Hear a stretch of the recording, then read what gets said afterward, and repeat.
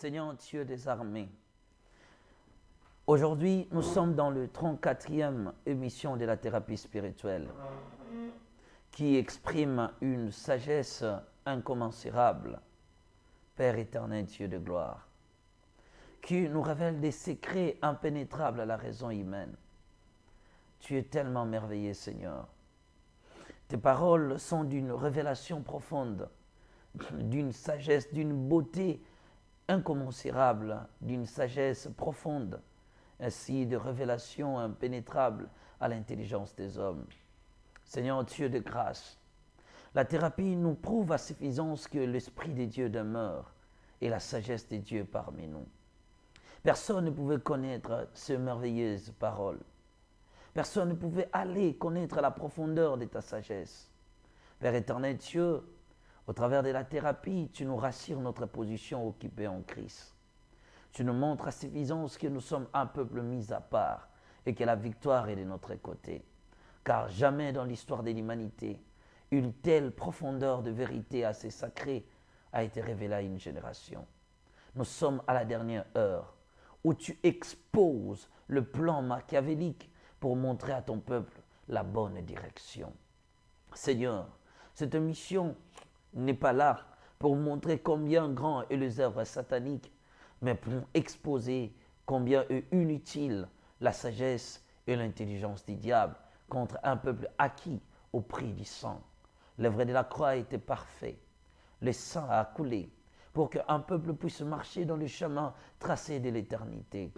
Père éternel, Dieu de grâce, permets que la thérapie nous aide à suivre la bonne trajectoire, à vivre les effets de l'alliance de Dieu. Nous sommes un peuple acquis au prix du sang. Tu as, Seigneur Dieu de grâce, donné ta vie pour que nous puissions marcher dans l'intégrité et dans la sagesse de Dieu.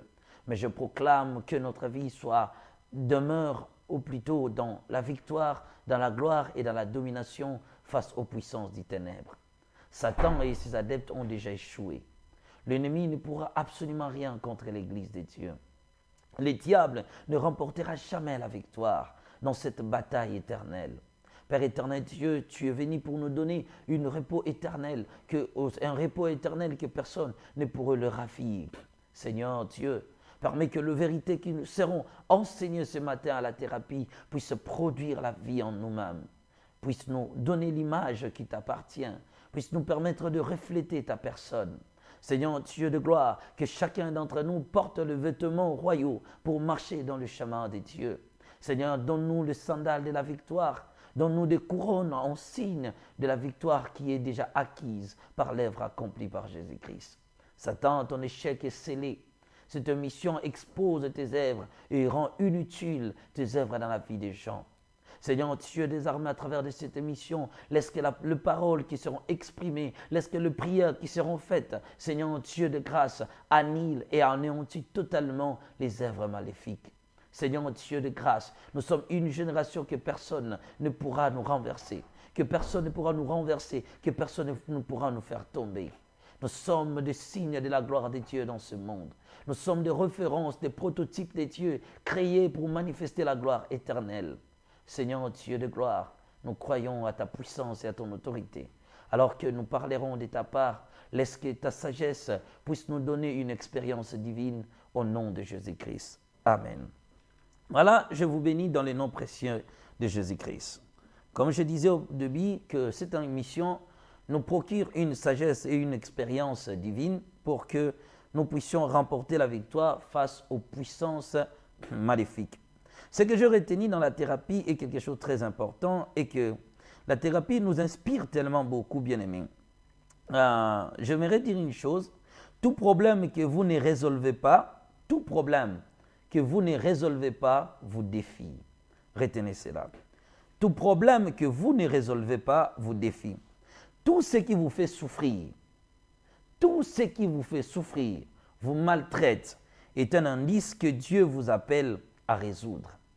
Tant que vous ne résoudrez pas vos problèmes, tant que vous ne résolvez pas vos problèmes, sachez-le bien que le problème qui te fait souffrir, le problème qui te maltraite, qui te manipule spirituellement, est un indice que Dieu t'appelle à résoudre.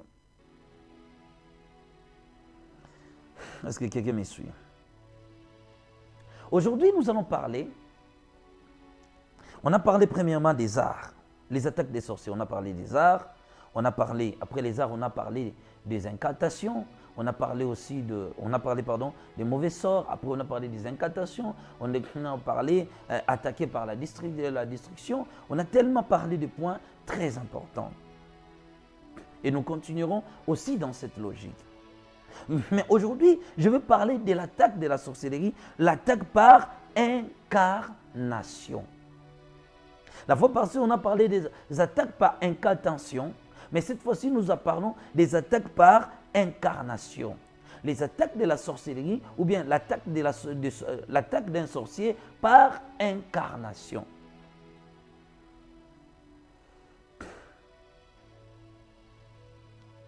Voilà. L'attaque par incarnation. Avant de les définir, je les définis et puis nous allons lire certains passages qui nous permettra de comprendre cela. Attaque par incarnation va être définie, je l'ai défini comme ça. Attaque par incarnation. Action par laquelle un sorcier s'incarne dans le corps d'un homme, d'un animal ou d'une chose.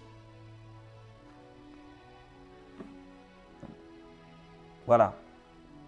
Attaque par incarnation, voilà, c'est action par laquelle un sorcier s'incarne dans le corps d'un homme, d'un animal ou d'un objet, dans le but de le manipuler, le détruire et l'anéantir. Je répète, action par laquelle un sorcier s'incarne dans le corps d'un homme, d'un animal, d'un objet, dans le but de le détruire, de l'anéantir. Voilà.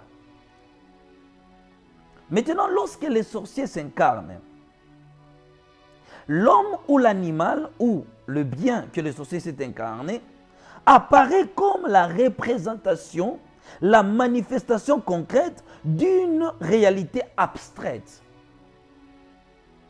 Vous devenez directement le représentant maléfique. L'animal devient une représentation d'une puissance abstraite, une puissance surnaturelle, d'un esprit qui vit en lui. Soit l'objet, soit l'homme, soit l'animal.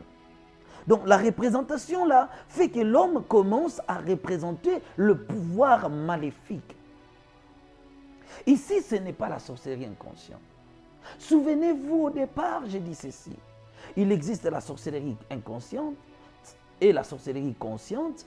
Et puis, je parlais de la sorcellerie par utilisation qui, jusqu'alors, je ne l'ai jamais enseignée. Je n'ai pas voulu l'enseigner au départ parce que ça ne me permettra pas de vous enseigner mieux sur les attaques. Parce que vous allez dire à l'époque que non, cette connaissance nous a été déjà révélée au départ. C'est pourquoi je l'ai fait consciemment de ne pas vous enseigner sur l'utilisation. Et si vous vous souvenez, j'avais dit à l'époque que l'utilisation de la sorcellerie inconsciente n'est pas la sorcellerie de l'utilisation. Bien qu'il semble, il y a juste une nuance de la façon de le définir. Maintenant, ici, vous voyez, c'est l'utilisation. On voit un sorcier qui vient s'incarner dans le corps d'un homme, qui vient s'incarner dans le corps d'un animal, qui vient s'incarner dans un objet. Lorsqu'il s'incarne dans un homme, dans un animal, dans une chose, ces dernières, ou bien la chose ou l'animal, devient une représentation de ce pouvoir abstrait, de cet esprit qui est en lui. Mais il sera une manifestation concrète. Donc, quand on les regarde, on regarde aussi l'esprit là, on comprend réellement, non, cette personne exprime l'esprit qui est en lui. Le mot incarnation, si on le prend dans les termes bibliques, n'a été utilisé que dans le sens où on dit l'acte de se faire chair. Incarnation, d'après la Bible, il ne signifie... Pourquoi il n'y a qu'une seule définition biblique? Parce que la Bible n'enseigne pas sur l'incarnation. C'est pourquoi chez nous, dans la Bible, on les définit comme étant l'acte de se faire chair. Et l'acte de se faire chair n'a été employé qu'une seule fois dans Jean chapitre 1, le verset 14. Nous voyons ceci. Jean chapitre 1, le verset 14.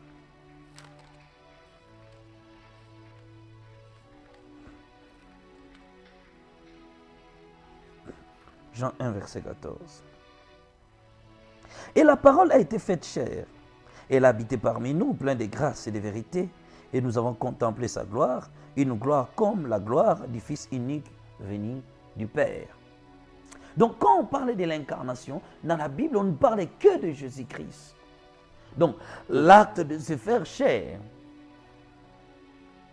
Donc ici, on définit sous le mot la manifestation de Dieu qui s'est fait homme. Donc ce n'est que Dieu qui s'est fait homme dans la Bible. Mais cette doctrine de l'incarnation ou de la réincarnation, donc incarnation ou la réincarnation, cette doctrine de la Bible est bannie. Car aucun être humain, aucun chrétien ne peut s'incarner sur le corps d'une autre personne. C'est pourquoi nous ne croyons même pas à la réincarnation comme étant le fruit d'une personne qui est décédée et qui réapparaît encore, qui était mort vers les années 40 et qui renaît vers les années 2000. Donc la réincarnation même dans la foi chrétienne est bannie. Même l'incarnation aussi est bannie. Le fait maintenant d'aller habiter dans le corps de son frère, dans la foi chrétienne, cela est banni. Mais cette doctrine bannie dans la foi chrétienne, je continue, cette doctrine bannie dans la foi chrétienne, qui chez nous n'existait pas, cette doctrine de l'incarnation est utilisée par le Fils du ténèbre. Écoutez bien, cette doctrine qui n'existait pas dans la foi chrétienne, qui est bannie dans la foi chrétienne, car seul Dieu s'est incarné. L'incarnation n'a été faite que par Dieu lui-même. Et la réincarnation a été faite que par une seule personne, à savoir Jean-Baptiste. Dans la Bible est claire, il parlait des gens dans chapitre 11, Matthieu chapitre 11, verset 13 au verset 14. On relate l'histoire de Jean-Baptiste. Jésus dit, comprenez que c'est lui Élie, si on peut lire. Là, on parle que de la réincarnation chez une seule personne, qui est Jean-Baptiste. D'après Matthieu chapitre 11. Écoutez bien. Matthieu chapitre 11, verset 13 au verset 14. Car tous les prophètes et la loi ont prophétisé jusqu'à Jean.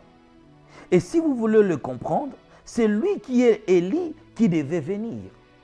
Donc, la réincarnation n'est parlée que pour une seule personne, à savoir Jean. Et l'incarnation n'est parlée qu'une seule fois sur une personne, à savoir Jésus-Christ. Il était un Dieu incarné.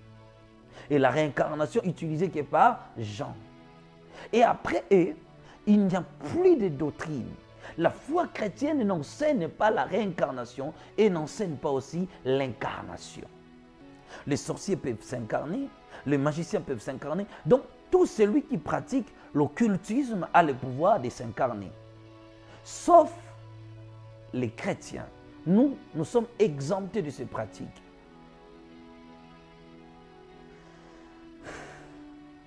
Je pense que vous avez compris. Voilà. C'était aussi un moyen de vous éclairer dans certaines choses. Oh non, je possède l'esprit d'un tel. Mon esprit va entrer en un tel. C'est tout à fait maléfique, satanique, diabolique. Les sorciers ont le pouvoir là. Et pourquoi? L'incarnation est un moyen. L'incarnation est un moyen dans lequel les sorciers attaquent une personne. Il viendra habiter dans le corps d'une personne pour faire quoi? Pour manipuler la vie de ces derniers. Nous allons lire quelques passages de l'incarnation. Voilà, nous sommes dans nos Bibles. Prenons nos Bibles. Nous allons prendre un passage. Lorsque le mot incarnation, la Bible parle de... Nous sommes dans 1 Roi chapitre 22, le verset 22.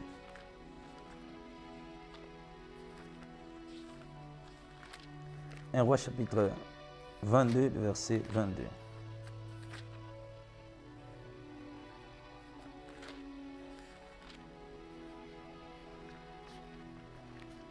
Regardons. 1 Roi chapitre 22, verset 22. Écoutez, la Bible dit ceci. Je prends à partir du verset 21. Je prends même à partir du verset 20 jusqu'au verset 22. 1 Roi chapitre 22, verset 20 jusqu'au verset 22 pour permettre la compréhension de tout le monde. Et l'Éternel dit, qui séduira Akab pour qu'il monte à Ramoth en Galade et qu'il y périsse? Il répondit, l'un d'une manière et l'autre d'une autre. Et un esprit vint se présenter devant l'Éternel et dit, moi je le séduirai. Et l'Éternel lui dit, comment? Je sortirai, répondit-il, et je serai un esprit de mensonge dans la bouche de tous ces prophètes. Et l'Éternel dit, tu les séduiras et tu en viendras à bout. Sors et fais ainsi. Donc le seul passage qui nous parle de l'incarnation, nous voyons qu'un esprit diabolique, un esprit de mensonge apparaît au ciel et il dit à Dieu, il explique comment il va faire son travail. Il dit, je sortirai, j'entrerai. Donc à ce moment-là, les prophètes vont commencer à parler, non pas par le don de Dieu qui est en eux, mais ils vont commencer à prophétiser sous l'onction ou sous l'esprit maléfique qui habite en eux. Donc c'est cet esprit-là, l'incarnation fait quoi? Il donne la possession à l'esprit qui entre dans ces derniers. Les sorciers utilisent maintenant ce moyen pour détruire la vie d'une personne. Lorsque le sorcier est désigné, le sorcier qui est désigné de vous attaquer, parce que ceux qui font ce travail, c'est ce qu'on appelle des sorciers exécutants. Ils suivent les instructions de quelqu'un, d'un sorcier majeur, il lui envoie dans cette mission. Il lui envoie dans cette mission de posséder les corps d'un homme. L'esprit là va venir entrer en vous. Il prendra contrôle de votre être. En ce moment-là, il contrôle vos actions. Il marche avec vous, il reste en vous et il peut rester en vous pour de longues années. Il peut vous accompagner jusqu'à la mort. Donc lorsqu'une personne, l'incarnation, l'esprit méchant, la sorcellerie plutôt, un sorcier s'incarne dans le corps d'un homme, il l'y accompagne à la destruction maléfique pour que la vie de ces derniers fasse et respecte les instructions, les volontés, les décisions, les lois, les prescriptions, les règles imposées par les sorciers. Est-ce que quelqu'un me suit? Le corps de l'homme devient alors son habitation. Mais une fois que vous êtes possédé par cet esprit, c'est pourquoi la Bible parle de la possession. Une fois cet esprit s'incarne à vous, vous devenez son habitation. Votre vie va maintenant refléter l'image de l'esprit des sorciers qui habite en vous. Vous serez une manifestation de la sorcellerie physique. Parce que la sorcellerie utilise cette puissance.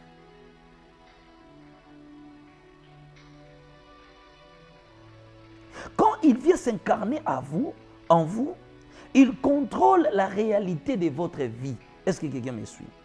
Quand les sorciers s'incarnent à vous, ils contrôlent les réalités de votre vie.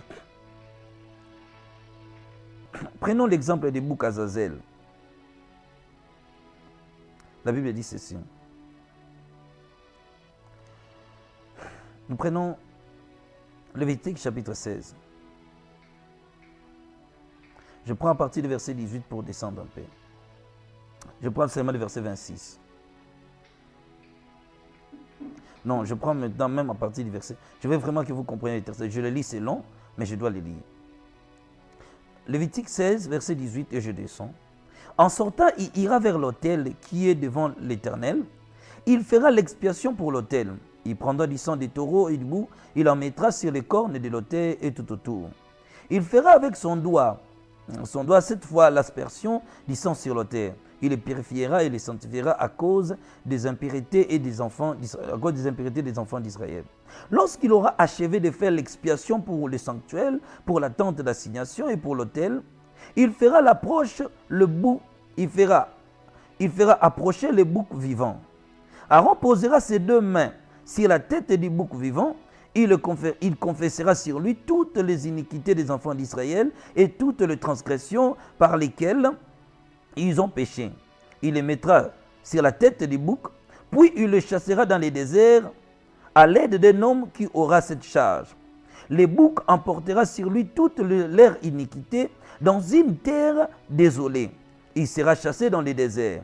Aaron entrera dans la tente d'assignation, il quittera les vêtements de lin qu'il avait mis en entrant dans les sanctuaires et il le déposera là.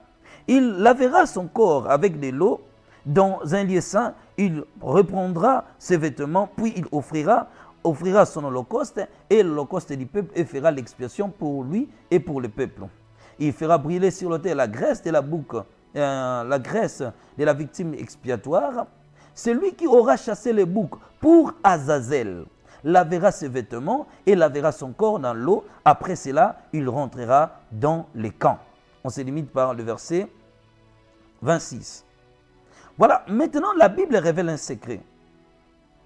Et quand vous continuez au verset 29, la Bible dit que c'est pour vous une loi perpétuelle.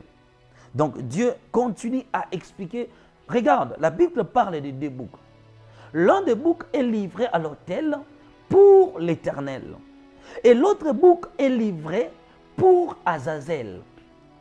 Bien qu'avec des recherches bibliques, on a tenté de trouver l'explication mieux du terme Azazel. D'après toutes les recherches, les experts ont simplement conclu à dire que Azazel était juste un dieu satanique, une puissance maléfique. Maintenant, Dieu dit, un bouc sera offert à l'Éternel, un autre bouc à Azazel. C'est après comme ça, après des générations et surtout avec les réformes bibliques, que maintenant le terme Azazel est appliqué pour Satan les diables. Donc on sous-entend que c'était le dieu des lieux désolés ou bien de la terre des solitudes. Donc on met la malédiction sur le bouc, on déclare des paroles sur lui et on l'envoie au désert. Paulette Kakou, Lévitique chapitre 16, le verset 18 jusqu'au verset 26. Voilà. Donc on met la malédiction sur le bouc, on le lance dans une terre de solitude, dans une terre aride, dans une terre de désolation. Ce même principe appliqué pour Azazel, et c'est l'Éternel qui a instauré cette loi. Il dit c'est une loi perpétuelle. Donc Azazel a droit à un bouc, mais ce bouc-là porte la malédiction. Le péché de tout le peuple seront imposés sur ce bouc Azazel. Écoutez-moi. Pourquoi je vous ai donné ces versets?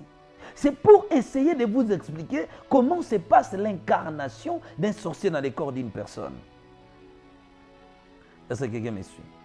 Comment se passe l'incarnation d'un sorcier dans la vie d'une personne? Qu'est-ce qui va se passer? Le sorcier exécutant qui sera choisi. Parce que la vie de l'homme est une terre favorable pour les agressions, les harcèlements et les razzias sataniques spirituelles. Tout genre d'attaques sont permis contre les humains, sont permis sur la vie des hommes. Nous sommes parmi les cibles principaux de Satan, les diables. Qu'est-ce qui va se passer dans l'attaque par incarnation? Les sorciers désignés, je dois expliquer comme ça. Regarde mes deux téléphones. Ici, dans la confrérie des sorciers, ils décident que nous voulons imposer, voilà, je dois changer des exemples. Nous voulons imposer la destruction du ministère du prophète Aston. Là, c'est les sorciers exécutants. La confrérie va désigner un seul sorcier. Est-ce que quelqu'un me suit? Il désigne ces sorciers ici. Il dit, c'est toi qui vas détruire. On ne dit pas au prophète Aston, on dit à ces sorciers, c'est toi qui dois détruire les ministères du prophète Aston. Ils vont mettre la malédiction dans ses mains. Tout ce que tu entreprendras échouera. Pour le comprendre, lisez la malédiction que Dieu a parlé dans Deutéronome. Dans les livres de Deutéronome. C'est assez long, mais on va prendre quelques passages et l'associer avec mon exemple ici. Nous sommes dans le livre de Lévitique, chapitre 28. Écoutez-moi. J'applique cette malédiction dans ce téléphone. Oh, mon téléphone, je ne te maudis pas. C'est un exemple. C'est juste un exemple. Et que le ciel aussi protège mon téléphone. Voilà. Lorsque Dieu parlait de la malédiction, regarde ce que les sorciers vont faire. Ils vont désigner un sorcier. Les sorciers, là, on appelle sorcier exécutant. Maintenant, on lit sur la malédiction. On laisse de côté la bénédiction.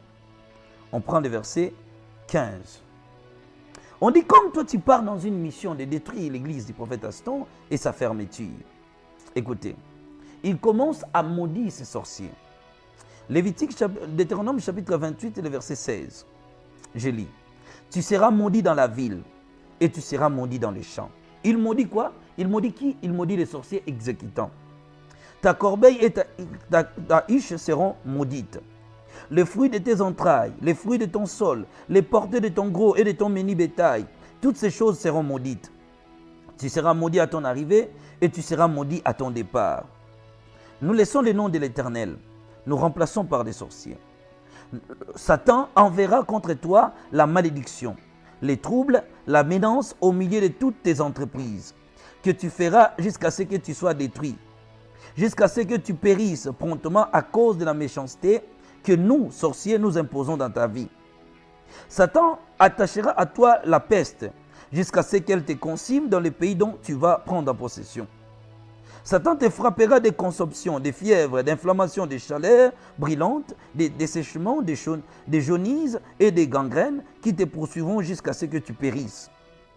Le ciel sur ta tête sera des reins et la terre sous toi sera des fers. Satan enverra pour toi, pour la pluie à ton pays, de la poussière et de la poudre. Il en descendra du ciel sur toi jusqu'à ce que tu sois détruit. Satan te frappera, te fera battre par tes ennemis, tu sortiras contre eux par un seul chemin et tu enfuiras devant eux par sept chemins. Et tu seras un objet d'effroi pour tout le royaume de la terre. Ton cadavre sera la partie de tous les oiseaux du ciel et les bêtes de la terre et il n'y aura personne pour les troubler. Satan te frappera d'ulcères, d'hémorroïdes, des gales, des taines dont tu ne pourras guérir. Satan te frappera des délires, d'aveuglement, d'égarement d'esprit. Et tu tâtonneras en plein midi comme l'aveugle dans l'obscurité et tu n'auras point de succès dans tes entreprises et tu seras tous les jours opprimé, dépouillé. Il n'y aura personne pour venir à ton secours. Tu auras une fiancée et un autre couchera avec elle. Tu bâtiras une maison et tu l'habiteras pas. Tu planteras une vigne et tu n'en jouiras pas. Ton bœuf sera égorgé sous tes yeux et tu n'en mangeras pas. Ton âne sera enlevé devant toi et on ne te rendra pas. Tes brebis seront données à tes ennemis et il n'y aura personne pour venir à ton secours. Tes fils et tes filles seront livrés à un autre peuple. Tes yeux le verront et languiront tout le jour après eux et ta main sera sans force. Un peuple que tu n'auras point connu mangera les fruits de ton sol et tout le produit de ton travail et tu seras tous les jours opprimé et écrasé. Les spectacles que tu auras sous tes yeux te jettera dans les délires. Satan te frappera aux genoux et aux cuisses d'un ulcère malin dont tu ne pourras guérir. Il te frappera depuis la plante du pied jusqu'au sommet de ta tête. Est-ce que quelqu'un m'a compris? Tout ce qu'on vient de lire sont de mêmes principes que les sorciers vont appliquer. Voilà. Sont de mêmes principes que vont appliquer les sorciers contre une personne. Est-ce que quelqu'un me suit? Ils décident d'imposer une souffrance dans ta vie. Ils appliquent toutes ces paroles dont je viens de lire. Est-ce que quelqu'un m'a compris? La malédiction est attachée à ta vie. Et tu ne prospéreras pas, tu échoueras, quelqu'un d'autre mangera ton fruit, tu auras un fiancé, un autre coucher. Donc, toutes ces paroles seront maintenant dites dans ta vie. Ici, c'est l'Éternel qui parle, mais nous avons juste remplacé pour vous donner l'idée de comment les choses se passent dans le monde spirituel. Lorsque vous faites un rêve, que vous êtes dans une maison sale et invivable, premier signe, comment savoir que mon corps est possédé par un esprit de la sorcellerie. Un sorcier habite dans mon corps et c'est lui qui décide, c'est lui qui me montre les chemins, c'est lui qui domine ma vie. Premier signe, lorsque je me retrouve dans une maison sale et invivable. Lorsque je rêve, je vois des carreaux, je rêve des carreaux se dégrader. C'est le signe de la possession. Un esprit s'est incarné un esprit de la sorcellerie s'est incarné en vous. Lorsque je rêve encore que je suis dans une vieille maison, vieille voiture, vieux endroit, je prends dans les cas de maison ou voiture, vieille maison, vieille voiture, avec des vitres cassées. C'est le signe que mon corps est possédé par un esprit de sorcier. 4. Lorsque je rêve le rideau déchiqueté comme mordilé par des chiens. Je répète, lorsque je rêve le rideau déchiqueté comme mordilé par des chiens. C'est le signe d'une possession satanique, possession de la sorcellerie. Je parlais d'une maison invivable, des carreaux dégradés, une maison vieille avec des vitres cassées, une voiture vieille avec des vitres cassées, un endroit vieux avec des choses cassées, brisées, ainsi de suite. C'est le signe de cela. Lorsque je rêve le rideau déchiqueté comme mordilé par des chiens, soit je rêve, je parle du cas des rideaux, soit je rêve aussi des vêtements, mettons seulement des vêtements, je porte, ou bien soit je porte des vêtements déchiquetés comme mordilés par les chiens. C'est le signe de ça. Comment savoir que je suis possédé par cet esprit?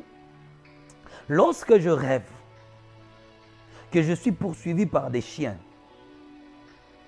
lorsque je rêve que je passe et les chiens aboient, c'est le signe de cela. Lorsque je suis poursuivi par des chats, lorsque je rêve que je me retrouve dans un endroit où il y avait beaucoup de souris ou beaucoup de rats, lorsque je me retrouve dans une pièce où il y a la présence des serpents, lorsque je rêve qu'on me vole un sac,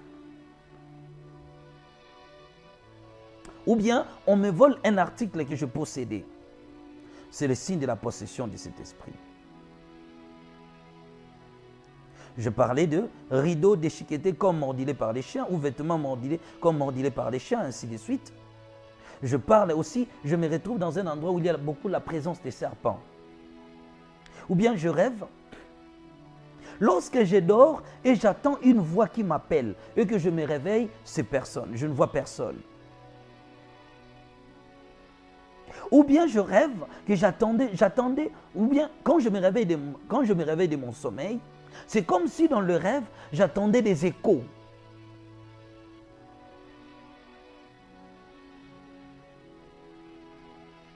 Est-ce que quelqu'un me suit?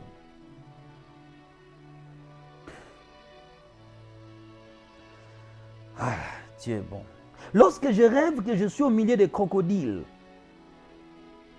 soit des hippopotames, retenez que tout ce que vous voyez, c'est ce que vous êtes.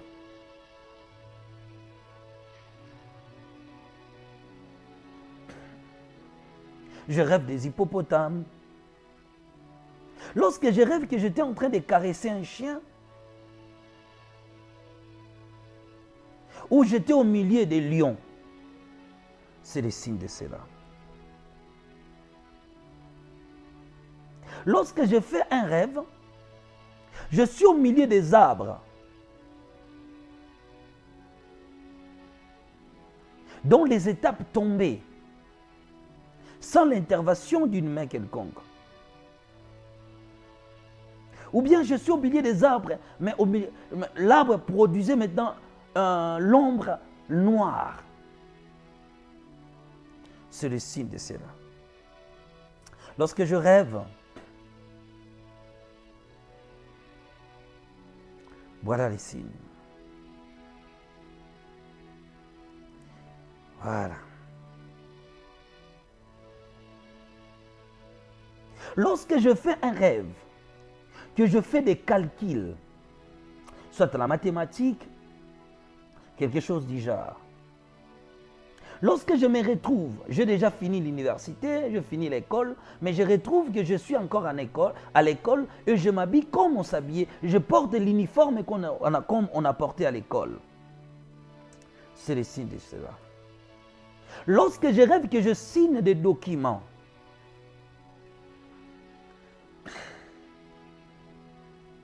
je signe des documents. Voilà, merci Papa Colin pour le travail, merci Maman Charlotte pour le travail, que Dieu vous bénisse abondamment. Continuez à faire ce travail, soyez bénis, soyez bénis, soyez bénis, soyez bénis, soyez bénis. Voilà. Je rêve, je fais l'exercice peut-être de la mathématique, je fais certains calculs, ainsi de suite.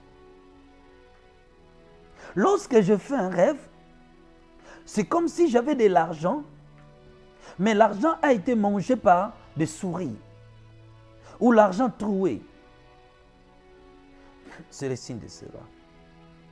Lorsque je rêve une maison perforée, un corps perforé, c'est le signe de cela. Lorsque je fais un rêve, je vois un corps en état de décomposition. Je rêve un arbre perforé, une maison perforée ou un corps perforé, soit je rêve un corps en état de décomposition. Lorsque je fais un rêve que je me retrouve à la morgue,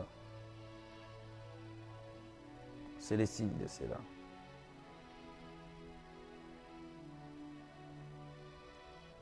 Lorsque je rêve que je me parfume, c'est le signe de cela. Voilà quelques signes que je voulais ajouter aujourd'hui concernant la possession.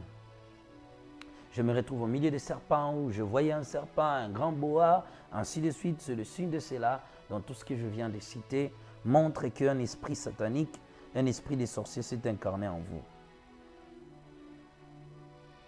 Vous voyez maintenant, quand je rêve, je vois l'hippopotame, donc on sait que cet hippopotame s'est incarné en moi.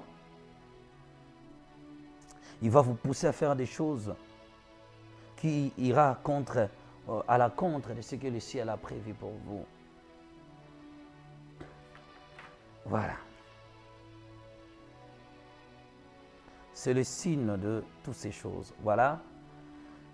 J'ai quand même respecté notre gouvernement 30 minutes.